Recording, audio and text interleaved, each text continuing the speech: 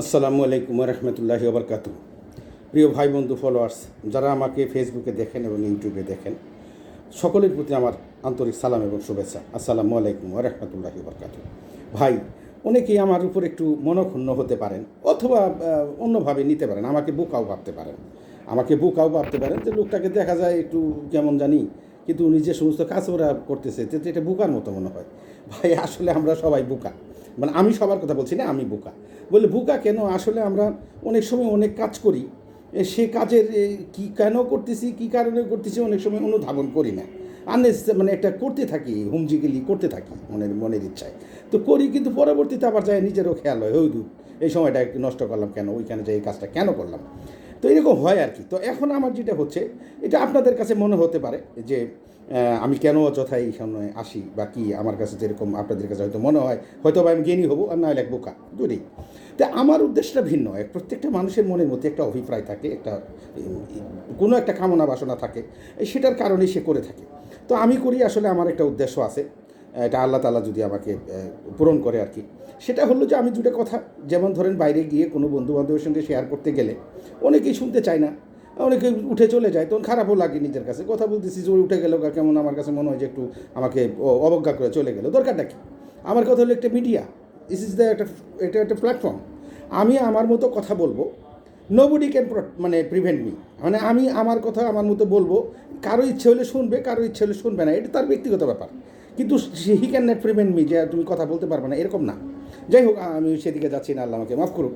তো আমি এখন যে কথাটা বলতে চাচ্ছি সেটা হলো যে আমরা যারা মুসলমান, তো আমাদের মুসলমান ভাইদের মধ্যেই আমরা অনেকেই দেখি, আমি আমার কথা বলতেছি, যে আমরা ইবাদতটাকে মানে একটু কেমন যেটাকে বোঝা মনে হয়, অথবা খামখেয়ালি যে হুকুম পালন করি না। মানে আমরা যে একটা মুসলমান, আমি বারবারই বলছি, মুসলমান কাকে বলে? মুসলমান হলো সেই যে ইসলাম ধর্মকে অনুসরণ করে এবং আল্লাহ যা বলছেন সেটাকে সে অক্ষরে অক্ষরে পালন করে, তার নাম হলো মুসলমান। আর আমরা যেটা হয়েছি, মানে আমি যেটা মুসলমান, সেটা হলো যে আমি একটা মুসলমানের ঘরে জন্ম নিছি। মানে আমার আব্বা বিশ্বাস করতেন, ইসলাম ধর্মকে অনুসারী ছিলেন, সেই হিসাবে আমি ওই ঘরে জন্ম নিছি, বিদায় আমি মুসলমান। তো এইটা কিন্তু মূলত না, তো যাই হোক, এটা মূলতই ধরে নিলাম আমি ওইভাবেই মুসলমান। কিন্তু ইফ আই থিঙ্ক, আমি যদি মনে করি যে আমাকে জান্নাত পেতে হবে, জাহান্নাম থেকে বাঁচতে হবে, এই কথাটা যদি আমি মনে করি বা বুঝি, মানে আল্লাহ তাআলা যে জান্নাত এবং জাহান্নাম সৃষ্টি করছেন, এই কথাটা যদি আমি একটু না অনুধাবন করি, আর আমি যদি মনে করি যে আমাকে জাহান্নাম থেকে বাঁচতে হবে, জান্নাতে যেতে হবে, তাহলে আমাকে কিন্তু তখন আর আমি অ্যাভয়েড করতে পারবো না, তখন এইগুলাকে কিন্তু আমি ছেড়ে দিতে পারবো না। আমাকে কিন্তু কম বেশি আল্লাহর ইবাদত করতে হবে, এটা মাস্ট।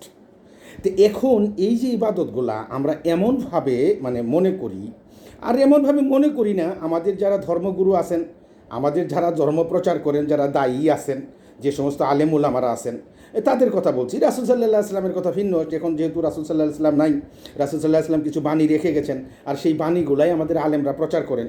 তো রাসূল সাল্লাল্লাহু আলাইহি সাল্লামের সময় রাসূল সাল্লাল্লাহু আলাইহি সাল্লাম অনেকভাবে জীবনযাপন করছেন, এবং রাসূল সাল্লাল্লাহু আলাইহি সাল্লাম জীবনে উনি অনেকভাবেই জীবন যাপন করছেন, ওনার এই কথা বলে লাভ নেই। অতএব ওনার কথা হলো ওনার পারিবারিক বিভিন্ন অবস্থা, এবং উনি যেভাবে চলছেন কোনো ব্যক্তি চলতে পারবে বলে আমার মনে হয় না রাসূল, এটা সাহাবারাও চলতে পারছেন কিনা আমার সন্দেহ আছে। বিকজ অফ দ্যাট, আল্লাহ তাআলা রাসূল সাল্লাল্লাহু আলাইহি সাল্লামকে স্পেশালি তৈরি করছেন, এবং উনাকে পরিবর্তনও করছেন, ওনাকে দুনিয়াতে আইনেও পরিবর্তন করছেন, ওনার বক্ষ বিধারণ করছেন, ওনাকে বিক্ষোভ থেকে বিভিন্ন রাগ, হিংসা, বিদ্বেষ, অহংকার ছেড়ে ফেলে দিয়েছেন। এটা তারা আমাদের কোনো মানুষকে করে নাই, ততএব ওটা আমাদের দ্বারা সম্ভব না। রাসূল সাল্লাল্লাহু আলাইহি ওয়াসাল্লামের পুরাপুরি শরিয়া পালন করা কোনো মানুষের পক্ষে সম্ভব কিনা, অন্য মানুষের পক্ষে সম্ভব কিনা আমি জানি না, বা সাহাবারা পালন করছেন কিনা সেটাও আমার জানা নেই। তো যাই হোক, আল্লাহ তাআলা আমাদের সেই বুঝদান করুক। কিন্তু আমার কথা হলো, আমাদের যারা উলামারা আছেন, আলিম উলামারা আছেন, ওনারা কী কাজ করে, সেই রাসূল সাল্লাল্লাহু আলাইহি ওয়াসাল্লামের সমস্ত হাদিসগুলাই আইনে আমাদের সামনে উপস্থাপন করে। এখন যারা হাদিস বিশারদ বা যারা হাদিস মানে সংগ্রহ করছে, যারা হাদিস গ্রন্থ আকারে প্রকাশ করছে, আপনাদেরকে আমি আগেও বলছি যে আমাদের হাদিস গ্রন্থের কোনো শেষ নাই। হাদিস গ্রন্থ যদি বহন করার জন্য কোনো যানবাহনের প্রয়োজন হয়, তাহলে কার্গো প্লেন কয়টা লাগবে? এই যে এক বলে লাভ নাই। আমাদের 6টা হাদিস গ্রন্থ হলো সহিহ, যেটাকে আমরা এই বিশেষ করে সুন্নি মুসলমান যারা, তারা আমরা এটাকে স্বীকৃতি দিই যে 6টা সহিহ। তো 6টার মধ্যে কি, যে বুখারি, ইমাম বুখারি রহমতুল্লাহ, বুখারি শরীফ, মুসলিম শরীফ, তিরমিজি শরীফ, নাসাই, তার আবু দাউদ, তারপরে আছে তারপরে আর আছে নাসাই, আরেকটা হাদিস গ্রন্থ আছে, ভুলে গেছি এই মোমেন্টে। এক একটা গ্রন্থের মধ্যে 6,000 7,000 মানে 9,000 5,000 এরকম করে হাদিস সংখ্যা। তো আমরা যদি সেই হাদিসগুলো আমরা পালন করতে যাই, আমি জানি যেটা, যে আমি প্রথমেই বলছি যে আমাদের কোনো মানুষের পক্ষে সম্ভব না। তবে বলে কি তাহলে করতে হবে না? হ্যাঁ, করতে হবে, অবশ্যই করতে হবে। সেগুলো পুরাপুরি না, যেগুলো আমাদের দ্বারা সম্ভব, যেগুলো আমাদের দ্বারা সহজ যাবে সেগুলো আমরা করব। তা এগুলো করব অবশ্যই। আর আমরা চেষ্টা করবো যদি পারি, আমাদের আলেমুলামারা যারা আছেন, যারা বিজ্ঞ যারা আছেন, তারা এই কামেই থাকেন। যেমন তাদের কিছু আছে আলেমুলামারা আছেন, ওনাদের পেশাও এটা, ওনাদের দায়িত্ব এটা, এবং ওনারা এটাই নিয়েই থাকেন।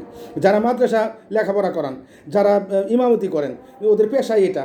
তারপরে মাদ্রাসায় যারা লেখাপড়া করেন, সমস্ত সবসময় তারা ওটা নিয়েই আসেন। তোমরা আলহামদুলিল্লাহ, আল্লাহ যাদেরকে তৌফিক দান করুক, তারা পালন করুক। আমরা যারা আমজনতা, সাধারণ মানুষ, আমাদের পক্ষে কি আদৌ সম্ভব? হ্যাঁ, সম্ভব, যদি হয় সম্ভব, পালন করবেন। কিন্তু আমি একটা কথা বলি, আমরা এই ইবাদতটাকে এত বেশি বড় বোঝা মনে করব না। মজা মনে করা উচিত হবে না। এই বোঝা মনে করি বিধায় আমরা সহজ কাজগুলোও করি না। ভাই, সহজ কাজগুলো করেন।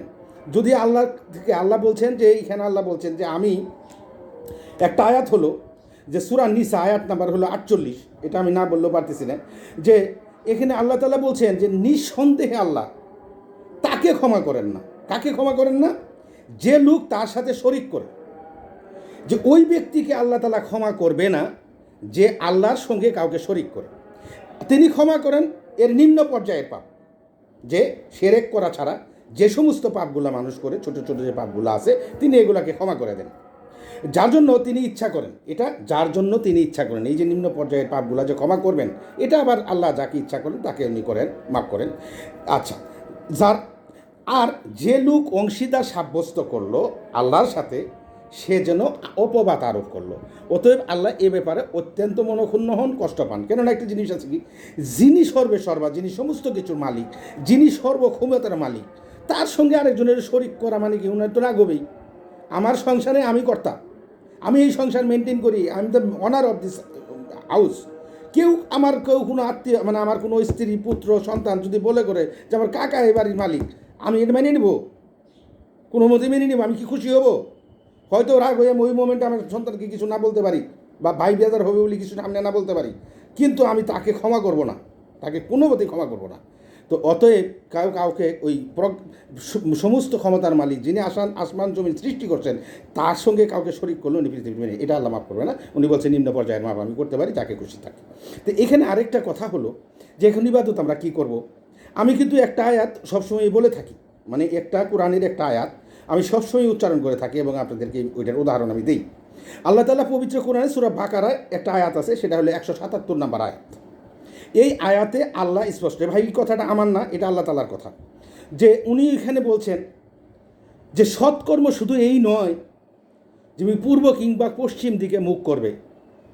বড় সৎকর্ম হইল তুমি বিশ্বাস করো আল্লাহকে, বিশ্বাস করো রাসূলকে, বিশ্বাস করো কিতাবকে, বিশ্বাস করো ফেরেশতাকে, বিশ্বাস করো আখিরাতকে। মানে এটাকে মনে প্রাণে দৃঢ় বিশ্বাস করতে হবে। যদি এই বিশ্বাসটা না করে, তাহলে আমার ইবাদত হবে না। দ্বিতীয় কথা কি বলছে আল্লাহ তাআলা, যে তুমি তারই মহব্বতে দান করো। তুমি তারই মহব্বতে দান করো। কার মহব্বতে? আল্লাহ তাআলার মহব্বতে। কী করো? দান করো কাকে?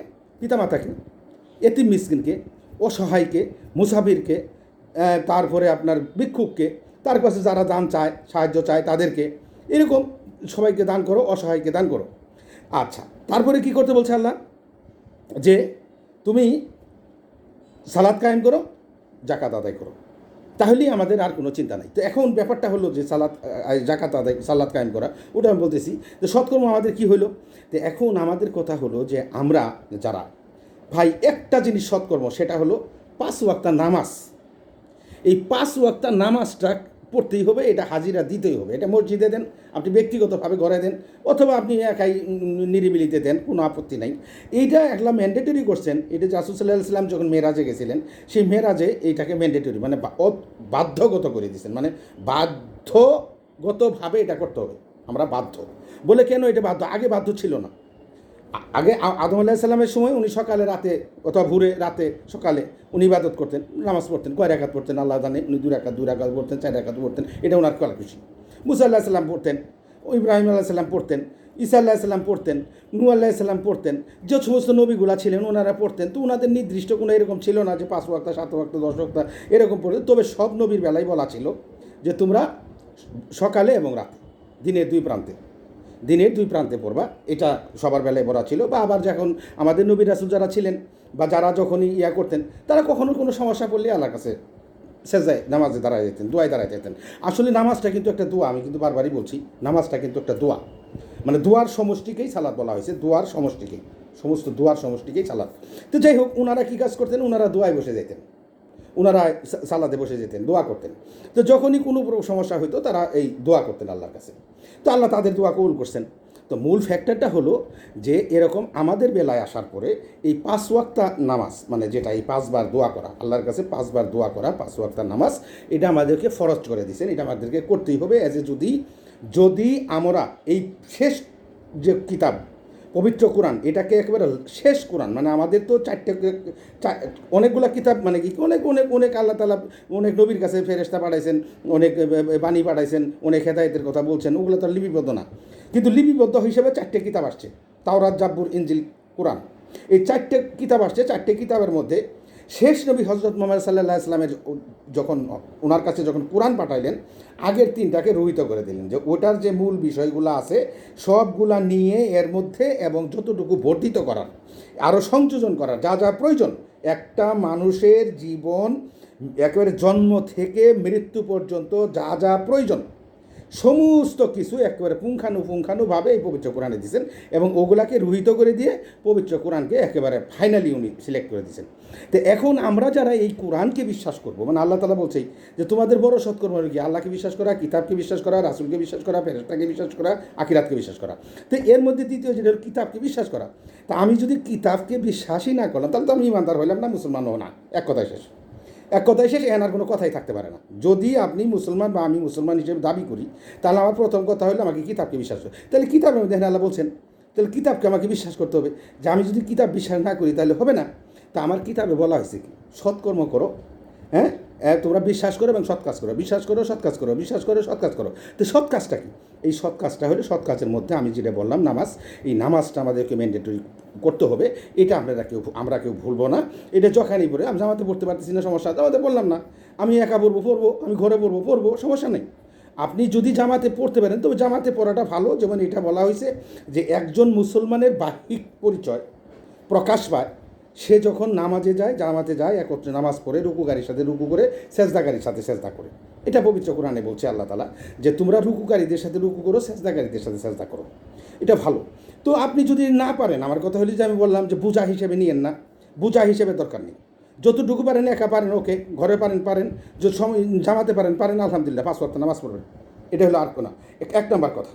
2 নম্বর কথা হলো কি, মুসলমানের প্রধান চরিত্র, মানে আমি ইবাদতটাকে ছোটো করতেছি, ইবাদতটাকে ছোটো করতেছি যাতে আমরা বোঝা মনে না করি, আর প্রত্যেকটা মুসলিম যাতে সেটা আমরা পালন করতে পারি। কেননা দেখা গেছে কি, আমাদের আলিম উলামারা তো হাদিস নিয়ে আইসে এমনভাবে অনেক কিছু বলে, যখন আমরা ওনাদের বক্তব্য শুনি, আমার কাছে মনে হয় যে বুঝা একটা, মানে একটা বিরাট বুঝা আমল, ইবাদত, এটা আমরা করতে পারবো না, শেষ। না না না না না বড় কথা হয়েছে যে মূল ব্যাপারটা হলো যে আল্লাহ পবিত্র কোরআনে বলছেন অনেকগুলো 6,600 আয়াত, 650 আয়াতের মধ্যে আমি পাইছি বিশ্বাস করো সৎ কাজ করো, বিশ্বাস করো সৎ কাজ করো। তো এই যে বিশ্বাস, আগে বিশ্বাসটা আনতে হবে যে আল্লাহ যা আছেন, আল্লাহ যে পবিত্র কোরআন দিয়েছেন এটা বিশ্বাস করতে হবে, রাসূল সাল্লাল্লাহু আলাইহি ওয়াসাল্লাম আল্লাহর প্রেরিত রাসূল বিশ্বাস করতে হবে, আখিরাত হবে, ফেরেশতা যা আছে, ফেরেশতা 2 জন আছে বিশ্বাস করতে হবে। এটা আমরা বিশ্বাসই করি না, এই জিনিসটি আমরা মূলত বেশি বিশ্বাস করি না। বলে বেশি বিশ্বাস করি না কেন? যে ফেরেশতারে কাঁধের মধ্যে বসায় নিয়ে চুরি করি, ফেরেশতারে কাঁধের মধ্যে বসায় নিয়ে অশ্লীলতা করি, ফেরেশতারে কাঁধের মধ্যে বসায় নিয়ে গীবত করি, ফেরেশতারে কাঁধের বসায় নিয়ে আরেক ভাইয়ের ক্ষতি করি। এটা কি বিশ্বাস হইল? এটা বিশ্বাস করতে হবে ফেরেশতা আমার কাছে আছে, এই জিনিসটাকে বিশ্বাস করতে হবে। যাতে আমি ফেরেশতার কথা মনে হইলেই যেন চুরি না করি, ফেরেশতার কথা মনে হইলেই মিথ্যা না বলি, ফেরেশতার কথা মনে হইলেই গীবত না করি, ফেরেশতার কথা মনে হইলেই অন্যের ক্ষতি না করি, ফেরেশতার কথা মনে হইলেই অন্য ভাইকে কষ্ট না দিই। এই কথাটা মনে রাখতে হবে। আর দ্বিতীয় কথা হলো যে আমার সালাত পড়তে হবে। ভাই, আর কোনো ইবাদত, আর কিছু আমরা সুন্নত রাসূলের পালন করতে পারলাম কি পারলাম না, সেটা নিয়ে আগেই মাথা ঘামায়েন না, বা আমি ঘামাবো না, ঘামানো উচিত না। আগে ঘামানো উচিত আল্লাহ তাআলা পবিত্র কী বলছেন, আগে 5 ওয়াক্ত সালাত আদায় করো। রাসূল সাল্লাল্লাহু আলাইহি ওয়াসাল্লাম বলছে সালাত আদায় করো, সালাত আদায় করো, সালাত আদায় করো, সালাত আদায় করো। তারপরে রাসূলের অন্যান্য সুন্নাত যেগুলো আছে এগুলো আমরা পড়ে দেখি। আমরা ঈদের দিন নামাজ পড়তে যাব, এখন ধরেন আমি ডাইন পাশ দিয়ে যাবো একবার, বাম পাশ দিয়ে আসবো একবার, এখন আসে না এরকম অনেক হাদিস আছে না যে রাসূল সাল্লাল্লাহু আলাইহি ওয়াসাল্লাম ঈদগাহ মাঠে যাইতেন, এক পাশ দিয়ে যাইতেন আর এক পাশ দিয়ে আসতেন। আচ্ছা ভাই আপনি ভুলে গেছেন, এক পাশ দিয়ে যান নাই আর এক পাশ দিয়ে আসেন নাই, কিন্তু অন্যান্যগুলো পালন করছেন, ঈদে জামাতে গেছেন, আমি আপনার কী বলো এটা ওয়াজিব নামাজ আপনি পড়ছেন, তো এর জন্য আপনার কি ওই না ডাইন পাশ দিয়ে যাওয়া আসা না আসার জন্য গুনাহ হবে না, কিন্তু আপনি যে উদ্দেশ্যে গেছেন আলহামদুলিল্লাহ ওই উদ্দেশ্যে ঠিক থাকলে এলো। তো এটা আমার কথা, আমরা যাতে বোঝা না নিই, মানে ওই অনেকেই মনে করি হ্যাঁ ওই যে এই সকালে উঠে কিন্তু মনে রাখতে হবে ডাইন দিয়ে যাইতে হবে বাম দিয়ে, ভাই এটা ভুলে গেছেন, দরকার নেই। আচ্ছা, তো আমি যেটা বলতে চাচ্ছিলাম যে এই জন্যই আমরা ইবাদতকে বেশি বোঝা মনে করবো না, সহজ যেটা হলো যে আমি পবিত্র থাকবো এবং দ্বিতীয় কথা হলো মিথ্যা বলবো না, অহংকার করবো না, কাউকে কষ্ট দিব না, অন্যের সম্পদ ভোগ করবো না। মুসলমান হতে হইলে মুসলমানকে দেখে একটা থাকতে হবে। তারপরে গীবত করবো না, অন্যের সম্পদ দিব, প্রতিবেশীকে কষ্ট দিব না, অন্যের সম্পদ আমরা অন্যায়ভাবে করবো না, এই জিনিসগুলোই বড় কথা। আর দ্বিতীয় কথা হলো যে 5 ওয়াক্ত নামাজ, এই 5 ওয়াক্ত নামাজ আমরা কিন্তু আসলে 5 ওয়াক্ত নামাজ সবাই পড়তে পারি, এমন কোনো লোক নাই যে যার বোধগম্য শক্তি হয়েছে, এমন কোনো লোক নাই যে সে 5 ওয়াক্ত নামাজ পড়তে পারবে না। এটা যদি কেউ আমাকে বলে এটা আমি বিশ্বাস করব না। সে যে কাজই করুক, সে যে পেশায় থাকুক, সে ব্যবসা করুক, বাণিজ্য করুক, যা খুশি সাই করুক, যে পেশাতেই সে লিপ্ত থাকুক, কিন্তু নামাজ সে পড়তে পারবে, এটা 100 ভাগের 100 ভাগ। যদি সে অসুস্থ না থাকে, সে যদি অসুস্থ না থাকে বা অন্য কোনো কারণ না থাকে, নামাজ না পড়ার কারণ যে একটা উজর যেটা থাকার কথা, সেই উজরগুলো যদি না থাকে তাহলে সে নামাজ পড়তে পারবে, এটা 100 ভাগের 100 ভাগ। বলে তাহলে পড়ি না কেন? পড়ি না ভাই, এটা হলো আমাদের গাফিলতি, এটা হলো জাস্ট খামখেয়ালি, পড়ি না। তো এইখানে কিন্তু আমি একটা আয়াত এখন বলি, দেখেন এর ব্যাপারে। আল্লাহ বলছে সূরা আল ইমরান, আয়াত নাম্বার হলো আপনার 86, আয়াত নাম্বার 86, খুব গুরুত্বপূর্ণ আয়াত। কেমন করে আল্লাহ এই জাতিকে হেদায়েত করবেন? আমরা তো আল্লাহ হেদায়েত না দিলে হেদায়েত পাবো? আমার না, কখনোই না। আল্লাহর রহমত ছাড়া কেউ বেহেশতে যেতে পারবে না, আল্লাহর রহমত ছাড়া কেউ বেহেশতে যেতে পারবে না। বেহেশতে যাইতে হলে আল্লাহর রহমত লাগবে। ওই যে যত বড় আলেমই বলেন, বুজুর্গই বলেন, আর যত বড় মাওলানাই বলেন, সে ইবাদত করে আমল দিয়ে বেহেশতে যেতে পারবো না। বেহেশতে যাইতে হলে আল্লাহর রহমত লাগবে, মাফ লাগবে।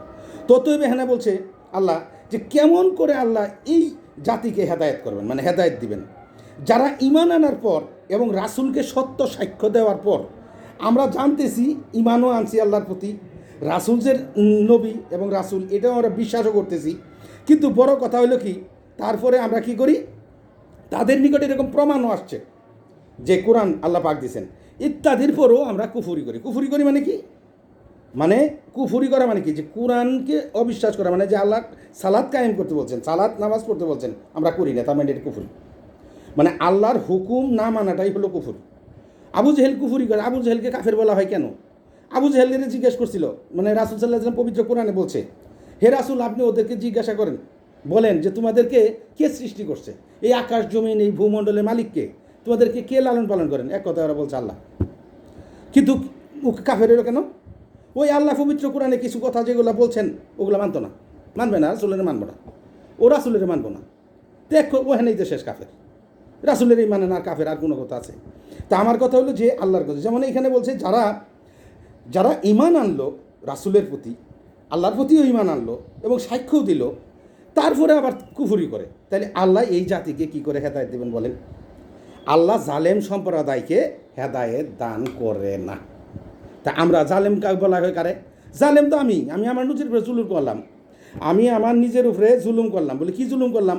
আমি বিশ্বাস করলাম না, যখন এই যে আল্লাহর কালামকে বিশ্বাস করলাম না, আল্লাহ বলছে তুমি সৎ কাজ করো, তুমি দান করো, সদকা করো, আমি বিশ্বাস করলাম না।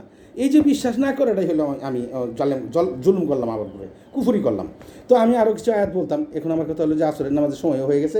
দ্বিতীয় কথা হয়েছে কি, যে ভিডিও অনেক বড় হয়ে যাচ্ছে, তো ভিডিও বড় হয়ে যাওয়ার কারণে আপনারা ধৈর্য ধরে শুনতে পারবেন না, আর এতটুকু ধৈর্য কারো কোলাবেও না। তা আল্লাহ আমাদেরকে তৌফিক দান করুক। আমরা কথা হলো যে সৎ কাজ এইটুকুই করি, আল্লাহ আমাদেরকে তৌফিক দান করুক যেন আমরা 5 ওয়াক্ত নামাজ পড়তে পারি।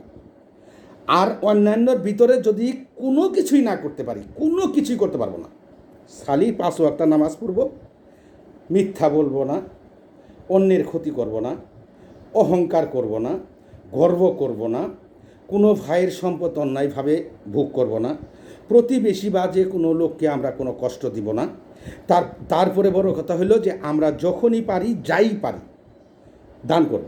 1 টাকা, 5 টাকা, 2 টাকা, 4 আনা, 8 আনা দান করবেন। আল্লাহ তাআলা বলছেন যে কোনো বান্দা যদি কোনো পাপ করে ফেলে যেন সাথে সাথে সে একটা পুণ্য করে। আল্লাহ তাআলা পবিত্র কোরআনে বলছেন যে কোনো বান্দা যদি কোনো পাপ কর্ম করে ফেলে, পাপ কাজ করে, যেন সে সাথে সাথে একটা পুণ্য করে। এখন সাথে সাথে পুণ্য করতে আপনি কী কাজ করেন? হয় নামাজ দান, না হয় আরও কোনো পুণ্য কাজ আছে। সহজ একটা পুণ্য কাজ আছে, সাথে সাথে পকেট থেকে 10টা টাকা বাইর করে দান করে দেন, সাথে সাথে পকেট থেকে বাইর করে 20টা টাকা দান করে দেন, সাথে সাথে বাইর করে 10টা 50 টাকা দেন, 1 টাকা দেন, 5টা টাকা দিয়ে দেন, সাথে সাথে পকেট থেকে বাইর করে 5টা টাকা দান করে দেন। আলহামদুলিল্লাহ, আল্লাহ এই দানের উসিলায় আমি যে একটা পাপ করে ফেললাম, অন্যায় করে ফেললাম, এই জন্য আল্লাহ তাআলা মাফ করতে পারে। এই জিনিসগুলো করবেন। আর বেশি বোঝা জেনে না নেই ভাই, আমার একটা অনুরোধ, আমরা যেন 5 ওয়াক্ত নামাজ একা পড়ি, জামাতে পড়ি, যেভাবেই পড়ি, যেন পড়ার তৌফিক আল্লাহ দান করেন। এই জিনিসটা পড়বেন। এটা গাফিলতি, এটা আমি বলবো না যে কেউ পড়তে পারে না, এটা গাফিলতি। এটা যদি কোনো ব্যক্তি বলে যে আমার সারা সম্ভব না, এই সেই হ্যান তেন, এগুলো গাফিলতি ছাড়া কিছুই না, কুফরি ছাড়া কিছুই নেই। অতএব আল্লাহ কাফেরকে কখনো হেদায়েত দিবে না। বলে কাফের কারে বলা হয়? যে আল্লাহ কালামকে, আল্লাহর আয়াতকে অবিশ্বাস করে, রাসূলকে অবিশ্বাস করে, কোরআনকে অবিশ্বাস করে। আমি অনুরোধ করব ভাই, যেটাই করি আমরা আলহামদুলিল্লাহ, আমরা যেন তোকে চেষ্টা করি 5 ওয়াক্ত নামাজ পড়তে। সেটা আপনি একা পড়েন, আমি কিন্তু বারবারই বলছি, একা পড়েন, ঘরে পড়েন, নীরবে পড়েন, মসজিদে পড়েন। সবচেয়ে বেস্ট জিনিসটা কিন্তু সবাই নিতে চায়, সেটা হলো মসজিদে যাওয়া, জামাতে নামাজ আদায় করা। এটা সবচেয়ে ভালো এবং এটা ইসলামের একটা বহিঃপ্রকাশ। আল্লাহ তাআলা আমাদেরকে বোঝার তৌফিক দান করুক। আসসালামু আলাইকুম ওয়া রাহমাতুল্লাহি ওয়া বারাকাতুহু।